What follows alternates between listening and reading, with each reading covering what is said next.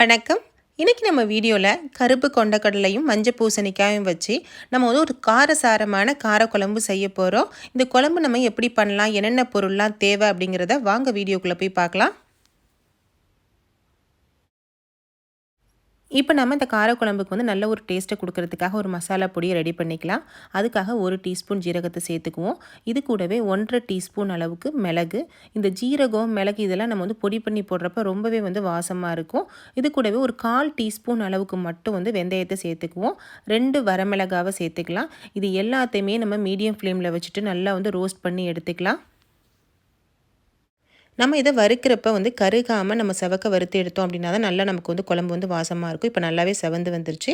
இதை ஆற வச்சு பொடி பண்ணி எடுத்துக்கலாம். இந்த குழம்பு தாளிக்கிறதுக்காக 4 பல்லு பூண்டு, 4 சின்ன வெங்காயம், 1 கொத்து கருவேப்பிலை, 2 பச்சை மிளகாய் இது எல்லாத்தையுமே 1 2மா இடித்து வச்சுட்டு நம்ம குழம்பை தாளிச்சிடலாம்.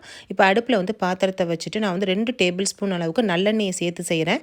நம்ம இன்றைக்கி காரக்குழம்பு செய்கிறதுனால நல்லெண்ணெயை சேர்த்து செஞ்சோம் அப்படின்னா ரொம்பவே நல்லாயிருக்கும். எண்ணெய் காஞ்சி வந்த பிறகு 1/2 டீஸ்பூன் வெந்தயம், 1/2 டீஸ்பூன் கடுகு, 1/2 டீஸ்பூன் ஜீரகம் இது எல்லா பொருளையுமே நம்ம ஒன்றா சேர்த்துட்டு நல்லா பொரிஞ்சு வரட்டும். இப்போ கடுகு, ஜீரகம், வெந்தயம் எல்லாம் நல்லா பொரிஞ்சு வந்துட்டுருக்கு. இந்த டைமில் நம்ம இடித்து வச்ச பூண்டு, வெங்காயம், பச்சை மிளகாய் இது எல்லாத்தையுமே சேர்த்துட்டு ஒரு 2 நிமிஷத்துக்கு நல்லா வாசம் வர அளவுக்கு நீங்கள் வதக்கி விட்டுக்கோங்க. இந்த மாதிரி நம்ம வதக்கிட்டு நம்ம அதுக்கு பிறகு நம்ம வெங்காயம், தக்காளி இதெல்லாம் சேர்த்து செய்கிறப்ப அந்த குழம்பு நல்லா நமக்கு ஒரு வாசத்தை கொடுக்கும். நான் இன்றைக்கி ஒரு 25 சின்ன வெங்காயம் போல் உரித்து 2 கட் பண்ணி வச்சுருக்கேன். அதையும் சேர்த்துக்கலாம். அது கூடவே ஒரு பெரிய முழு பூண்டையும் உரிச்சிட்டு ரெண்டையுமே நம்ம ஒன்றா சேர்த்துட்டு நம்ம வதக்கிக்கலாம். வெங்காயத்தை வதக்கிறப்ப கொஞ்சம் உப்பையும் சேர்த்து வதக்கிட்டிங்க அப்படின்னா வெங்காயமும் பூண்டு நமக்கு சீக்கிரமாக நமக்கு வதங்கி வந்துடும். வெங்காயம் நல்லா வதங்கி வந்துருச்சு. இந்த டைமில் 2 தக்காளியை கட் பண்ணி வச்சுருக்கேன். இதையும் நம்ம சேர்த்துக்குவோம். தக்காளியை நல்ல ஒரு கிரேவி பக்குவத்துக்கு நீங்கள் வதக்கி எடுத்துக்கோங்க. நல்லா வதங்கி வந்த பிறகு இந்த குழம்புக்கு தேவையான மசாலா பொடி நம்ம ரெடி சேர்த்துக்கலாம். இப்போ நான் 2 டீஸ்பூன் அளவுக்கு மிளகாத்தூளை சேர்த்துக்கிறேன்.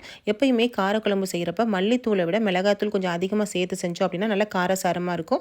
அதுக்காக 2 டீஸ்பூன் மிளகாத்தூள், 1 டீஸ்பூன் மல்லித்தூள், 1/4 டீஸ்பூன் அளவுக்கு மஞ்சள் பொடி இது எல்லாத்தையுமே சேர்த்துட்டு ஒரு 2 நிமிஷத்துக்கு நம்ம வதக்கி விட்டுக்குவோம். அந்த மிளகாத்தூள், மல்லித்தூளோட பச்சை வாசனையெல்லாம் போகிற அளவுக்கு நம்ம வதக்கி விட்டுட்டு இது கூடவே வேக வச்ச கொண்டக்கடலையை நான் எடுத்து வச்சுருக்கேன். முதல் நாள் நைட்டே நம்ம ஊற வச்சுட்டு இதை வேக வச்சுக்கலாம். வேக வச்ச கொண்டக்கடலையை 1 கப் அளவுக்கு சேர்த்துட்டு கூடவே மஞ்சள் பூசணிக்காவை நான் இது கூட சேர்த்துக்கிறேன். ஒரு பாதி பீஸ் அளவுக்கு மஞ்சள் பூசணிக்காவை சின்ன சின்ன பீஸாக கட் பண்ணி நம்ம இப்போ சேர்த்துட்டு ரெண்டையும் ஒன்றா கலந்துட்டு குழம்புக்கு தேவையான உப்பை நம்ம சேர்த்து கலந்து விட்டுருவோம். எந்த அளவுக்கு உங்களுக்கு உப்பு தேவையோ அந்த அளவுக்கு உப்பை சேர்த்துட்டு நம்ம இந்த குழம்புக்கு தேவையான புளியை அதாவது ஒரு எலுமிச்சை சைஸ் அளவுக்கு புளியை ஊற வச்சு கரைச்சி வச்சுருக்கேன்.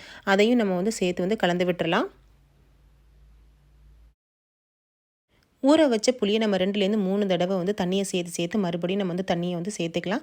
எந்த அளவுக்கு உங்களுக்கு குழம்பு தண்ணி தேவையோ அந்த அளவுக்கு நம்ம தண்ணியை சேர்த்துட்டு இந்த மாதிரி பக்குவத்தில் தண்ணியாக நீங்கள் வச்சுக்கிட்டீங்க அப்படின்னா நல்லா நம்ம கொதிக்க சுண்டி குழம்புக்கு நல்ல ஒரு டேஸ்ட்டை கொடுக்கும்.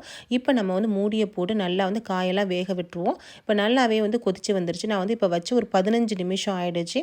நல்லா கொதிச்சு ரெடி ஆகிட்டு இருக்கு. இந்த டைமில் நான் தேங்காவை சின்ன சின்ன பீஸாக கட் பண்ணி சேர்த்துக்கிறேன்.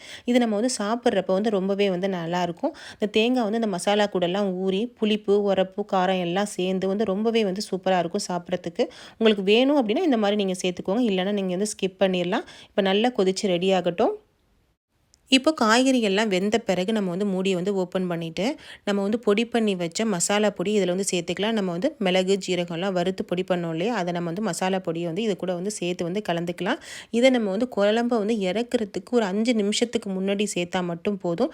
நல்ல குழம்பு சுண்டி நல்லா திக்கான பிறகு நீங்கள் இதை சேர்த்துக்கோங்க. இதை சேர்த்த பிறகு இன்னுமே குழம்பு கொஞ்சம் திக்காக மாறும். ஒரு 5 நிமிஷத்துக்கு முன்னாடி மட்டும் இதை சேர்த்துட்டு 5 நிமிஷத்துக்கு நம்ம மீடியம் ஃப்ளேம்லேயே நம்ம கொதிக்க விட்டுருவோம்.